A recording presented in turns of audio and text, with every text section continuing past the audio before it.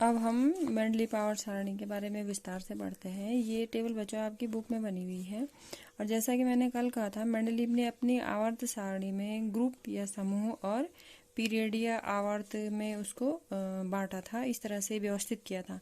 अब आप इसमें देखिए ग्रुप और समूह जो आपके ये इस तरह से ये खड़े कॉलम आपके बने हुए हैं, ये ग्रुप या समूह कहे जाते हैं। तो जो मेंडलीव आवर्त सारणी में आप देखिए, इसमें आपके 8 समूह हैं, first, second, third, fourth, fifth, sixth, seventh और एट्थ।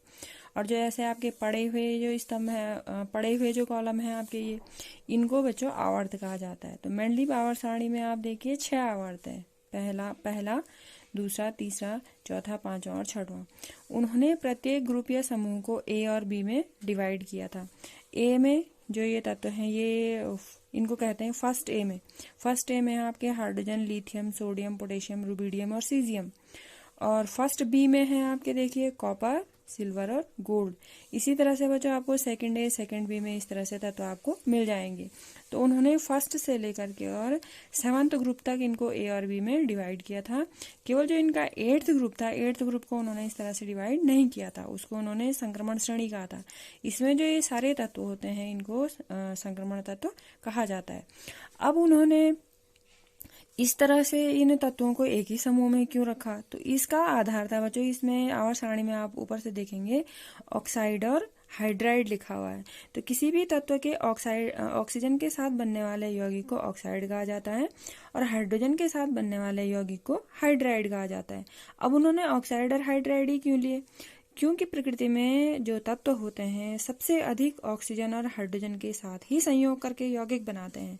तो इन दोनों यौगिकों के आधार पर, ऑक्साइड्स और हाइड्राइड्स के आधार पर तत्वों को वर्गीकृत करना आसान होता है। तो उन्होंने जिन तत्वों के सूत्र जो है एक समान थे, उन्होंने फर्स्ट ग्रुप में देखिए, इसमें इसके जो ऑक्साइड्स हैं उनका सबका सूत्र है R2O और हाइड्राइड का सूत्र है RH। तो इसमें ये जितने तत्व हैं उन सबके जो ऑक्साइड जो बनते हैं जो R2O बनते हैं। इसमें देखिए हाइड्रोजन है तो हाइड्रोजन H2O बनाता है, लिथियम Li2O बनाता है, Na आपका Na2O बनाता है, K आपका K2O बनाता है। और जब ये हाइड्राइड बनाते हैं तो H का हाइड्राइड HH यानी H2 बन जाता है, लिथियम का LiH बन जाता है, सोडियम का NaH बन जाता है। तो ऑक्साइड्स और हाइड्राइड के आधार पर इसमें तत्वों को समान समूहों में रखा गया। इसी तरह से आप सेकंड ग्रुप में देखिए, सेकंड ग्रुप के जो ऑक्साइड्स हैं RO, RS2, ऑक्साइड है RO, हाइड्राइड है RS2। इन सभी तत्वों का आप देखेंगे बच्चों, देखिए मैग्नीशियम को देखिए, मैग्नीशियम का ऑक्साइड का सूत्र होता है MgO जो इससे मेल खाता है। आपके कैल्शियम का सूत्र होता है CaO, है ना। और जब हाइड्राइड बनाता है तो मैग्नीशियम का हाइड्राइड होता है MgH2, आपका जिंक का ऑक्साइड होता है ZNO। तो इस तरह से इनको समूहों में इनके ऑक्साइड्स और हाइड्राइड्स के आधार पर रखा गया। इसमें आप देख सकते हैं, देखिए जो थर्ड ग्रुप है वहाँ R2O3 और RH3, फोर्थ ग्रुप में RO2 RH4, फिफ्थ ग्रुप में R2O3 RH3 सॉरी। तो इस तरह से समूहों में इन तत्वों को उन्होंने रखा। और जो मेंडलीव की आवर्त सारणी में हमने पहले ही देख लिया है, मेंडलीव की आवर्त सारणी परमाणु द्रव्यमान के आरोही क्रम में तत्वों को व्यवस्थित करके बनाई गई है। हाइड्रोजन का परमाणु द्रव्यमान देखिए 1.008, उसके बाद इस आवर्त में कोई भी दूसरा तत्व नहीं है। दूसरे आवर्त में हम आते हैं लिथियम का परमाणु द्रव्यमान है 6.939। फिर बेरिलियम का परमाणु द्रव्यमान है 9.012। तो ये आरोही क्रम में है। और तत्वों की व्यवस्था आपकी आवर्त में आप बाएं से दाएं की ओर इस तरह से चलते हैं। जब ये आवर्त आपका पूरा हो जाता है तब आप सेकंड आवर्त में जाते हैं, बाएं से दाएं की ओर। ये आवर्त भी पूरा हो गया तब आप थर्ड आवर्त में गए, थर्ड आवर्त को फिर बाएं से दाएं की ओर। और यहाँ पर आप प्रत्येक आवर्त में देखेंगे इनका परमाणु द्रव्यमान का आरोही क्रम है। एक आवर्त के पूरे होने पर तत्व दूसरे आवर्त में प्रवेश करते हैं। तो मेंडलीव ने इस तरह से इन्हें व्यवस्थित किया और उन्होंने जो आधार लिया ऑक्साइड्स और हाइड्राइड्स का। बाद में जब इनके अन्य गुणों की तुलना भी की गई तो देखा गया कि इन तत्वों के जो अन्य गुण थे, भौतिक और रासायनिक जो गुण थे, वो भी समान पाए गए। तो इस तरह से जो एक समूह में जो सारे तत्व रखे जाते हैं उनके भौतिक और रासायनिक गुण लगभग समान होते हैं। ठीक है, लेकिन मेंडलीव ने बच्चों ये सारी व्यवस्थाएं तो की। मेंडलीव की जो आवर्त सारणी थी उसकी सबसे बड़ी उपलब्धि थी, ये तो मेंडलीव की आधुनिक आवर्त सारणी है। जो मेंडलीव की वास्तव में जो जिसको ओरिजिनल आवर्त सारणी कहेंगे, उसमें मेंडलीव ने न्यूलैंड की तरह ये नहीं कहा कि इससे अधिक 63 से अधिक तत्व नहीं पाए जाएंगे। उन्होंने अपनी जो आवर्त सारणी है उसमें रिक्त स्थान छोड़ दिए थे, और उन जैसे सपोज उन्होंने यहाँ पर एक रिक्त स्थान छोड़ दिया, उन्होंने वैसे रिक्त स्थान छोड़ा था जहाँ पर ये है गैलियम, ये स्थान जो उनकी ओरिजिनल आवर्त सारणी है वहां पर गैलियम का स्थान रिक्त छोड़ा गया है खाली। और यहाँ पर उन्होंने कहा था एक ऐसे तत्व की खोज होगी। उन्होंने उसके रासायनिक गुण इन तत्वों के आधार पर पहले ही उनकी भविष्यवाणी कर दी थी कि यहाँ पर जो तत्व पाया जाएगा उसके रासायनिक गुण ऐसे होंगे, उसका परमाणु द्रव्यमान लगभग इतना होगा। तो उन्होंने जो है यहाँ पर आपके उन्होंने नाम दिया था इसको, जैसे मैं गैलियम कह रही हूँ, गैलियम को नाम दिया था उन्होंने एका एल्यूमिनियम। तो यहाँ पर गैलियम क्योंकि एल्यूमिनियम वाले समूह में है तो इसको उन्होंने एका एल्यूमिनियम नाम दे दिया था। ऐसे ही बच्चों उन्होंने एका बोरोन और एका सिलिकॉन भी नाम दिए थे और उन तत्वों की भी भविष्यवाणी कर दी थी। दूसरा उनके आवर्त सारणी की विशेषता, आप इस आवर्त सारणी में देखेंगे आपको अक्रिय गैसें कहीं भी नहीं मिलती हैं। अक्रिय गैसें जो हमने पढ़ी थी हीलियम, नियोन, आर्गन, वो अक्रिय गैसें आपको इस आवर्त सारणी में कहीं नहीं मिलती हैं। उनकी खोज क्योंकि मेंडलीव के समय के बहुत समय पश्चात इन अक्रिय गैसों की खोज हुई थी।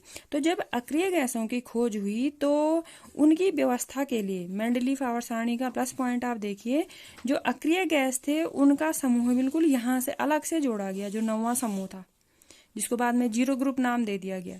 तो 8वें समूह के बाद 9वें समूह के रूप में बिल्कुल अलग यहाँ पे जोड़ दिया गया, और उसने इस आवर्त सारणी पर किसी भी प्रकार से इसकी अव्यवस्था नहीं की, इसकी व्यवस्था को किसी भी प्रकार से उन्होंने परिवर्तित नहीं किया। तो ये मेंडलीव आवर्त सारणी की विशेषता है। उन्होंने अपने तत्वों को इस तरह से व्यवस्थित किया कि उसने इस आवर्त सारणी में भविष्य में आने वाले अन्य परिवर्तनों को आसानी से जो है उसमें व्यवस्थित कर लिया गया, उसको इसमें शामिल कर लिया गया। इसके अतिरिक्त उन्होंने जो है समान गुणों को देखते हुए कुछ जो परमाणु द्रव्यमान का जो आरोही क्रम था उसमें भी उन्होंने किया था कि कहीं पर उन्होंने जो है अधिक परमाणु द्रव्यमान वाले तत्वों को पहले रख दिया और कम परमाणु द्रव्यमान वाले तत्वों को बाद में रख दिया। जैसे आप यहाँ पे देखिए वेनेडियम का परमाणु द्रव्यमान 50.94 है और क्रोमियम का परमाणु द्रव्यमान 50.20 है, जबकि उनका क्रम आरोही था। पहले क्रोमियम को आना चाहिए था, फिर वेनेडियम को आना चाहिए था, लेकिन उन्होंने रासायनिक गुणों में समानता को देखते हुए और भौतिक गुणों में समानता को देखते हुए, क्योंकि जो वेनेडियम था वो ऑक्साइड का सूत्र ऐसा था और उसके हाइड्राइड का सूत्र ऐसा था, और क्रोमियम के ऑक्साइड का सूत्र और हाइड्राइड का सूत्र इस तरह का था। तो उन्होंने यहाँ पर इस तरह से अपना जो सिद्धांत था, जो परमाणु द्रव्यमान का आरोही क्रम था, उसको इस तरह से उसमें सूक्ष्म अंतर उन्होंने किया। अब इसमें बच्चों मेंडलीव आवर्त सारणी की ये तो आपने सारी विशेषताएं पढ़ ली। अब मेंडलीव आवर्त सारणी की कुछ कमियां हैं। पहली कमी है उसकी समस्थानिकों का स्थान। आप देखिए आपको हाइड्रोजन के समस्थानिक याद है। हाइड्रोजन के 3 समस्थानिक थे, प्रोटियम, ड्यूटेरियम और ट्राइटियम। प्रोटियम का सूत्र 1H1, ड्यूटेरियम का 1H2 और ट्राइटियम का 1H3। इसमें आपको ध्यान है ये परमाणु संख्या होता है और ये द्रव्यमान संख्या यानी परमाणु द्रव्यमान है। अब क्योंकि जो तीनों समस्थानिक हैं आपके उनका द्रव्यमान अलग अलग है, एक का 1 है, एक का 2 है, एक का 3 है, एक को आप लगभग 1.008 मान लीजिए। जब इनका परमाणु द्रव्यमान अलग अलग है तो इनको मेंडलीव आवर्त सारणी में अलग अलग स्थान क्यों नहीं दिया गया, उनको एक ही स्थान क्यों दे दिया गया, इसको मेंडलीव नहीं समझा पाए। ऐसे ही आपको याद होगा कार्बन के समस्थानिक हैं, ऑक्सीजन के समस्थानिक हैं, क्लोरीन के समस्थानिक हैं, वो इस चीज को नहीं समझा पाए कि क्योंकि जो समस्थानिक हैं उनका परमाणु द्रव्यमान अलग अलग है तो मैंने उन्हें अपनी आवर्त सारणी में अलग अलग स्थान क्यों नहीं दिया। दूसरा जो मैंने आपसे यहाँ पर कहा था कि अधिक परमाणु द्रव्यमान वाले तत्वों को पहले रख दिया गया और कम परमाणु द्रव्यमान वाले तत्वों को बाद में रख दिया गया, वो इसे भी नहीं समझा पाए कि केवल हाइड्राइड और ऑक्साइड के सूत्र पर तो सही था, लेकिन वो अन्य गुणों के आधार पर इसको नहीं समझा पाए कि मैंने ऐसा जो है क्यों किया है। इसके अतिरिक्त तो तीसरा बच्चों जो संभारिक है, संभारिक में आपको ध्यान होगा, देखिए संभारिक का कॉमन एग्जाम्पल है 18 AR40 और सेकंड हमने पढ़ा था 20 Ca40। इसमें देखिए परमाणु संख्या दोनों की अलग अलग है, लेकिन द्रव्यमान संख्या दोनों की समान है, 40 और 40। लेकिन जो आपकी आवर्त सारणी है उसमें इन दोनों तत्वों को अलग अलग स्थान दिया गया। मंडलीय आवर्त सारणी में आर्गन एक अक्रिय तत्व है तो इसको यहाँ अंतिम समूह में स्थान दिया गया, और कैल्शियम आपका जो है यहाँ पर आपको इसका स्थान दिया गया है। तो वो इसको भी नहीं समझा पाए कि क्योंकि इन दोनों तत्वों का परमाणु द्रव्यमान समान है तो मैंने इनको एक ही स्थान क्यों नहीं दिया। तो इस तरह से इसके अतिरिक्त तीसरी कमी है बच्चों मंडलीय की, हाइड्रोजन का स्थान। हाइड्रोजन का स्थान, हाइड्रोजन एक अधातु है और हाइड्रोजन समानता प्रदर्शित करता है इनसे, फ्लोरीन, क्लोरीन, ब्रोमीन और आयोडीन से। लेकिन हाइड्रोजन को रखा गया है धातुओं के साथ, लिथियम, सोडियम, पोटेशियम और रुबिडियम के साथ। तो उन्होंने वो इस चीज को नहीं समझा पाए कि हाइड्रोजन को मैंने इन धात्विक तत्वों के साथ क्यों स्थान दिया, जबकि वो समानता फ्लोरीन, क्लोरीन, ब्रोमीन और आयोडीन जैसे अधात्विक तत्वों से समानता स्थापित करता है, तो मैंने उनको स्थान यहाँ क्यों नहीं दिया। तो ये बच्चों ये मेंडलीव आवर्त सारणी की मुख्य कमियां हैं। सबसे पहले समस्थानिकों का स्थान, दूसरा हाइड्रोजन का स्थान, तीसरा संभारिक का स्थान, चौथा अधिक परमाणु द्रव्यमान वाले तत्वों को पहले रखना और कम परमाणु द्रव्यमान वाले तत्वों को बाद में रखना।